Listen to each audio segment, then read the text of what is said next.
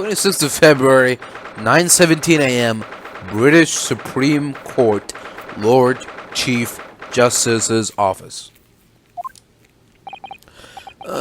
Here we are again. Every time we visit here, the atmosphere in this place seems to get more and more overbearing. Just think, we could be at home with Mr. Sholmes and ours having a nice cozy breakfast. But we have a duty to report the outcome of the case, especially since we're guests here in Britain. So I'm afraid this visit couldn't have been avoided. I suppose not. But is there even anyone here? You could hear a pin drop in this place. It's too solemn for its own good. It is very quiet, isn't it? The only sound is the ticking of the great clock as it keeps perfect time. Tick-tock, tick-tock, tick-tock, pitter-patter, pitter-patter. What was that, I wonder? The usual comforting sound of the clock seems to have been joined by a less comforting shuffling sound today.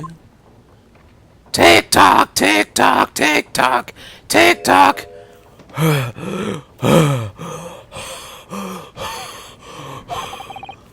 You're right. Something is disturbing the rhythmical ticking.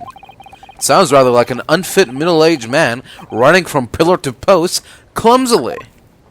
What are you calling unfit? Oh, Inspector Gregson. What are you doing here? What am I... Isn't it flaming obvious?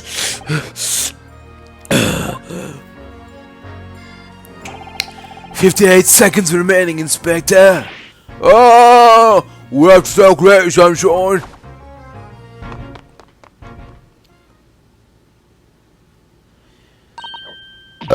Good morning, Lord Stronghart. Wow, he's really looking fiercely at his pocket watch today. And good morning to you. Business so early in the day? Oh, yes. Well, I mean, it's about the other day. We are to deliver our report, Lord Stronghart, as our dealings with Mr. Natsume are now over. Ah, yes, the little Japanese man. I've already cast my eyes over Van Zeke's report.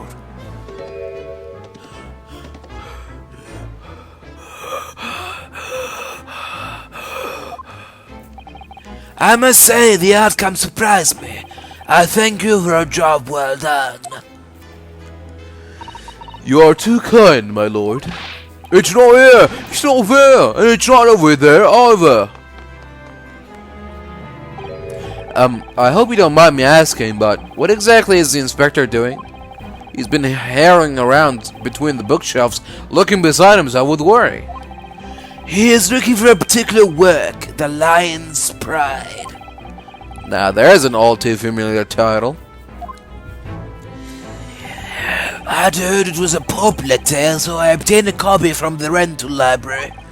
However, I wasn't able to maintain my interest, so I soon cast it aside. I happened to notice a vacant spot on one of my shelves at the time, so I duly stowed the book there. Unfortunately, I no longer remember where that was. Nope, not there. Not here either. Come on, where are you lions hiding? The book is due back today, so I've asked Gregson to locate it for me with his investigative prowess. Inside 5 minutes. I must say, I've never seen anyone working so hard to find something. He is like a man possessed. Ah, yes.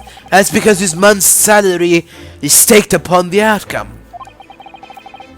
At whose instigation? Let me guess, this stony-faced lord? And the 5-minute time limit? What's the significance of that? There is none. Just my vulgar, mischievous spirit showing itself, I'm afraid. Oh, by your own admission. I can't. My feet are killing me. 5 seconds. 4, 3, 2, 1. Time's up, Inspector. Ah! Which means that next month you'll work unpaid and have no days off. No. No days off.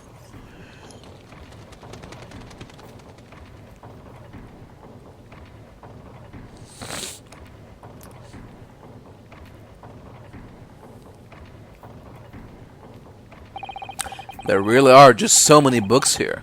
It's overwhelming.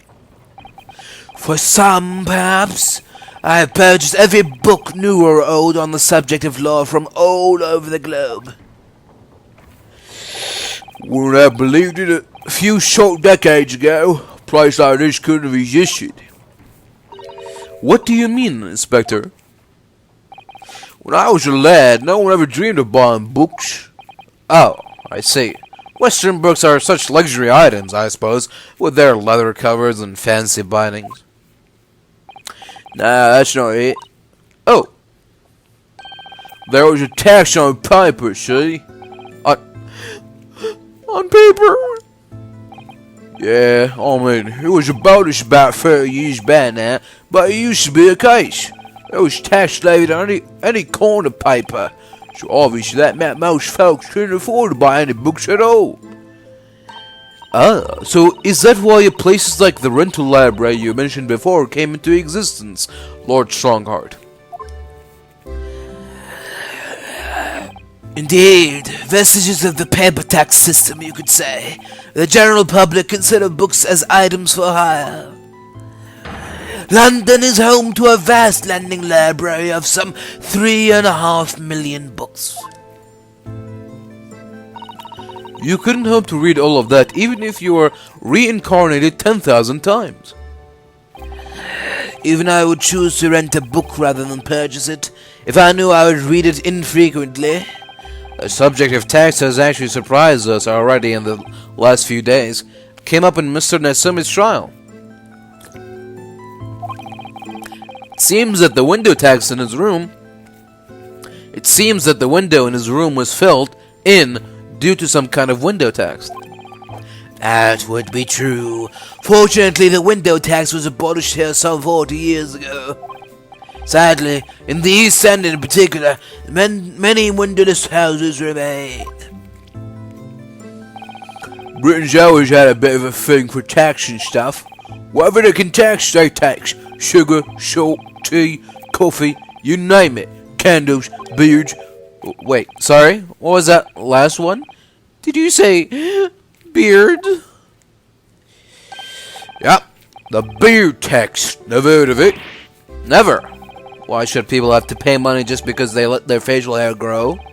You may well ask. I suppose it's because it makes them look self-important. Oh, well, then Naruhodos will have a strict family policy of no facial hair, I think. You can relax. The beard tax was confined to the annals of history long ago. Even so, it's clearly something the British really love. Paying taxes, I mean. Paying them? You've got right back to front, sunshine. But you can't deny you've had a lot of funny taxes over the years. You'd never find anything like that in Japan. Would you, Mrs. Sato? In actual fact, I'm afraid to say that you would, Mr. Naruhodo. What? No, you don't mean... Surely there's never been a window tax in Japan? No, but there have been similarly obscure taxes. For example, in the Edo period, there was a frontage tax. What was that? It was a tax not on windows, but on the entrance to properties.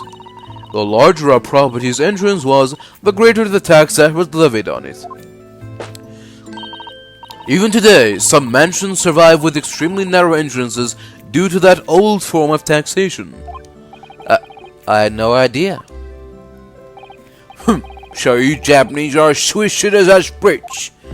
But we never had a beer tax. I mean, that's really going a step too far. Well, no, that's true. I'm not aware of any taxes for beers, at least. What do you mean, at least? Well, rather than tax them, the shogunate did once prohibit them outright. The ruling class prohibited beards? It was called the Great Beard Prohibition. It was an Edo period edict. But why did the powers that be want to ban beards? Because it makes people look self-important. Just an idea. It would seem that rulers in the East and the West have had very similar ideas over the years. There have been other unusual taxes in our history, even in our current Meiji period. There have? For example, though it was before either of us were born, there was a rabbit tax. There was a tax on those adorable fluffy creatures like the one who makes mochi sweets on the moon? Yes, and it was an extremely large tax too. The government demanded extraordinary sums of money. This just gets stranger and stranger. What was the reason for that bizarre tax then? Well, after Japan opened its doors to the world, there was an unprecedented rabbit boom in the Meiji capital. A boom? Yes, keeping rabbits became hugely popular, and new species were traded at exorbitant prices. People were even swindled out of all their money for exotically colored rabbits. Like colored chicks, I suppose? I would imagine, though, rabbits are so timid and quiet. Wouldn't have thought one could bankrupt ya. So in response to this worrying social vogue, the government imposed a rabbit tax. I suppose they couldn't just ignore the problem. And it worked, because the rabbit boom came to an abrupt end. 6 years later, the tax was abolished. Wow, I hate to say it about my own country, but Japan is strange. But there is more. After the rabbit tax was abolished, then, of course, society reacted by launching straight into a second rabbit boom. Oh dear, the government didn't think that one through, did they? Your ideas about the world are very much altered by the position you hold in society. If you are responsible for the running of the country, you will feel the need to raise revenue keenly. Without stable taxation system, the whole country would go down the drain. Well, yeah, I suppose so. But some of these taxes... That's precisely why ministers of state use their wiles to invent new and novel ways of taxing the public. Novel ways? Tell me, Mr. Naruhodo, if you were one of my country's statesmen... Me? A British statesman? Yes. What novel tax would you impose? Pray, give us something truly original.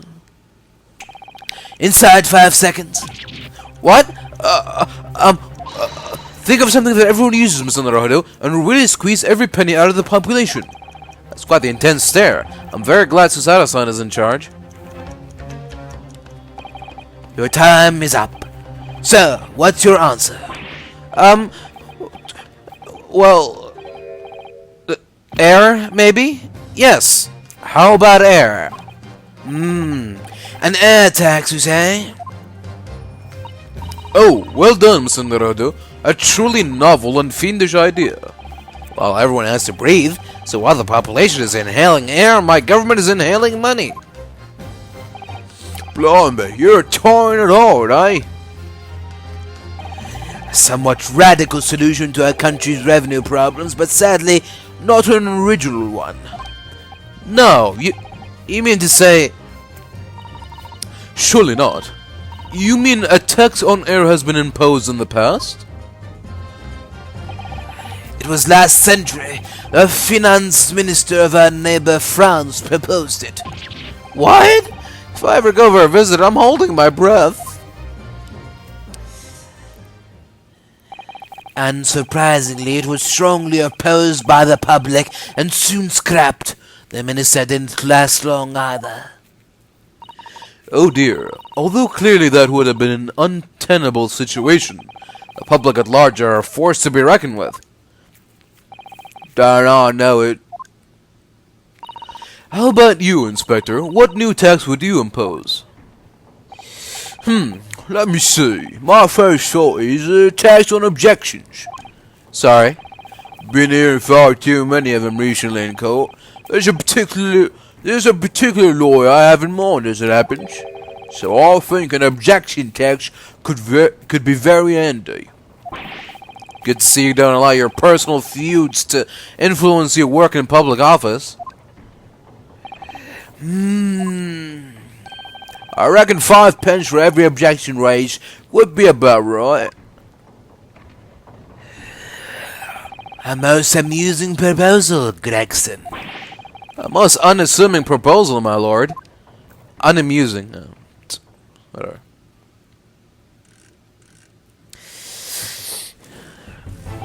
Well then, I think it's your turn now. Sorry? My turn for what? Why, what else? To locate my missing copy of The Lion's Pride. Oh! It's on one of the shelves in this room. Of that I am certain. Now, I shall give you 10 minutes. And let's take your student stipend on it, Fail to find the book and you'll forfeit next month's payment. Objection!